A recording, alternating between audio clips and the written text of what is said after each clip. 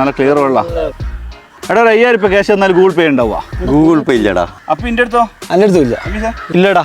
ഓന്നടി എന്നോട് ചോദിക്കഴിഞ്ഞാ നമ്മ പ്രായമുള്ള ഇപ്പൊ നമ്മളടുത്തൊന്നും ഇല്ലാന്ന് വിചാരിച്ചിട്ടാ. എന്റെ അടുത്തുണ്ടോ? എന്നാ പിന്നെ ഒരു കാര്യം നിങ്ങളടുത്തുണ്ടെങ്കിൽ അയക്കുന്നാല്. ഏടാ എന്റെ അടുത്തില്ലടാ, ചൂടായിരിക്കും. ഉപ്പാന്റെ വയസ്സിന്റെ എല്ലാം ഒന്നും കൊടുത്തേനും.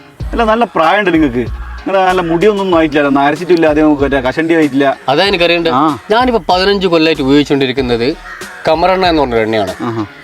എന്റെ തൊട്ടടുത്ത് കയ്യത്തും ദൂരത്ത് കുഞ്ഞമ്പുഴപ്പുരിക്കൽ എന്ന് പറഞ്ഞ ആളാണ് ഉണ്ടാക്കുന്നത്. ഇപ്പൊ മക്കളാണ് ഉണ്ടാക്കുന്നത്.